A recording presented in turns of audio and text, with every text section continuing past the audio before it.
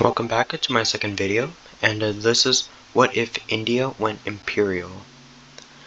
So basically, India is very populated, so which means that they might want to expand their empire. Expand their land. So might as well give India that chance to expand. So India will be colored in red, while the other countries will be colored in blue. So the first thing India might do is to try to reclaim, not to reclaim, to attack Sri Lanka. And they just, yeah. So in the peace treaty, just full annexation of Sri Lanka. The next thing they're gonna do is that they're gonna attack Nepal. Oh. Okay, so they're gonna want to attack Nepal. If I could get it. Nepal, Bhutan, and Bangladesh at the same time. So Bangladesh and Bhutan and Nepal will try to combine their forces into try to take over the small part of India here, and that's what they try to do. They link up, cut India off, meet up with Nepal. They cut this part off, and all of them eventually. But then India decides to go for Nepal first. It's still going in difficult because Nepal and Bhutan are very mountainous countries, so but eventually the capture of Nepal has succeeded.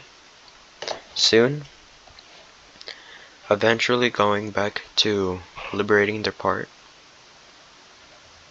going back in, splitting off, going to Bhutan, and the rest to Bangladesh. Eventually, they all reclaim their lost territory, and then the invasion of Bhutan starts, capturing their capital, and then going into Bangladesh, all sides, eventually losing their waters, and then Bhutan, and Bangladesh fully surrenders to India. Here we see full annexation of Bhutan, Bangladesh, and Nepal. Second, they think about invading Pakistan, but it'll probably reach in a stalemate. So they would go to Southeast Asia and going after. First of all, they will be going after Myanmar or Burma, and they were going after Thailand. So here, okay. So first, the Indian troops will enter through Myanmar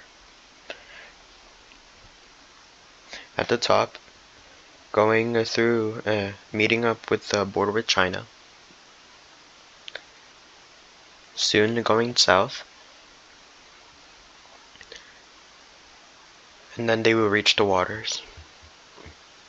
Soon, going very far, encircling them, taking them out, and going more in. But then, they both do any liberation into some parts of their territory.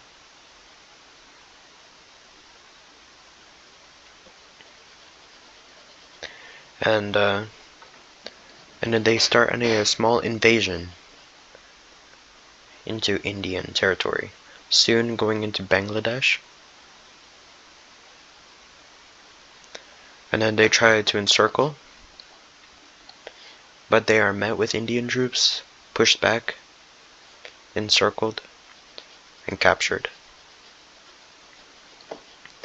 And then they would now go in farther,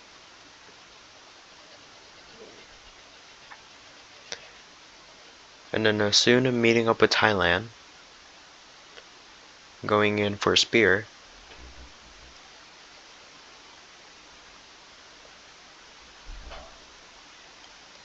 and soon meeting up. Go through, going into Thailand, encircling them, and capturing the top part of Burma, and then going in, about to reach their capital. They soon encircle the rest, capture Burma's capital, and now the top part is gone, and then they slowly go in, might as well go into Thailand, and then eventually Burma surrenders to India, going in, encircling the rest of Thailand, threatening their capital. They get the panhandle of Thailand, going in with Malaysia. Then they now enter a little bit, encircling them a little, reaching the border with Laos, then reaching their capital, and then eventually Thailand surrenders to India. So let's look at the peace treaty. So in the peace deal, India fully annexes Burma and Thailand. Now they are also again thinking about invading Pakistan, but they don't yet. So they are still moving on southeastern, which they meet up with Laos and Cambodia. So in this, Cambodia didn't want to fight, so they will automatically surrender to India, and so does Laos. So then Vietnam is brought up, and then eventually they're split into the North and South Vietnam, and threatening the capital of Hanoi, then taking Vietnam, then eventually Vietnam surrenders to India. So then that was a very fast war that just happened. So let's look at the peace deal and see if anything else will happen. So we have a full annexation of Laos, Cambodia, and the southern part of Vietnam, while the northern part of Vietnam is being a puppet state. So now they finally decide to go after Pakistan. And then, for some reason, Pakistan makes Afghanistan go into this war, even though that they're still recovering from their civil war. So then, India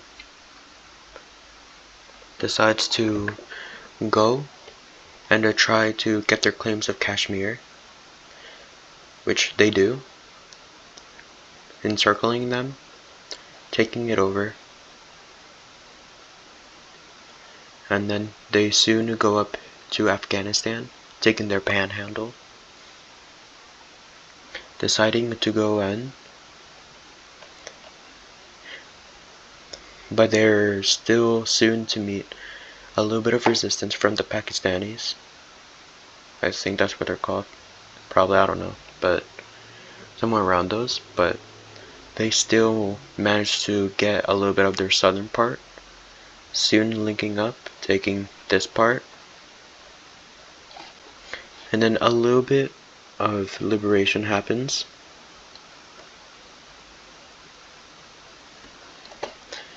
Yet to still be taken. India takes Pakistan's ocean coast and start moving upward, and soon to be bordering with Afghanistan.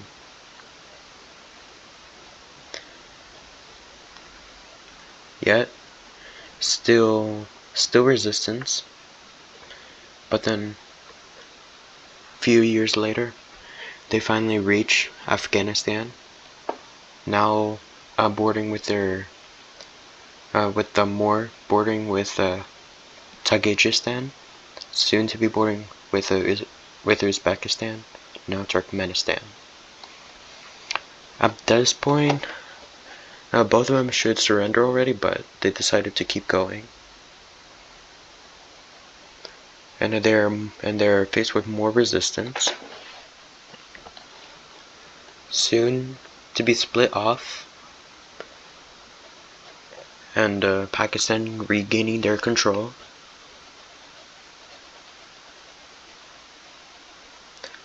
And getting Kashmir back. But while Pakistan is fighting in the north, India would fight in the south, regaining Pakistan's land back,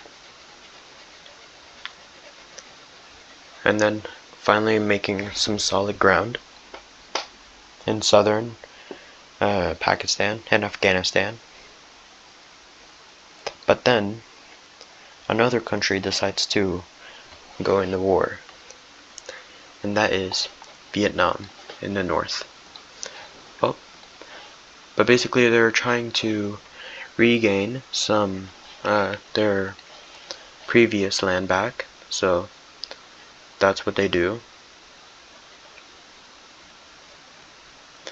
And Vietnam might not have that much manpower now, but since most of the Indian troops are fighting with Afghanistan and Pakistan, Vietnam finally finds this chance to go in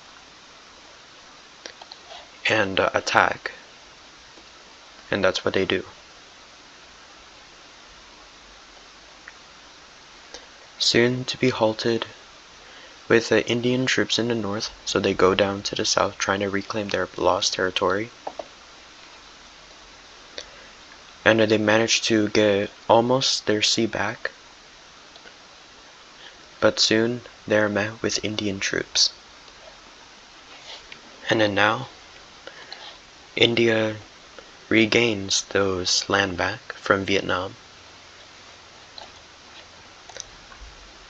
and then threatens their capital once again, splitting these off.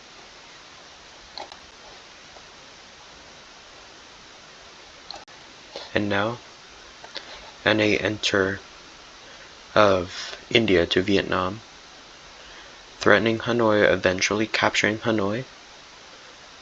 Then Vietnam fully surrenders.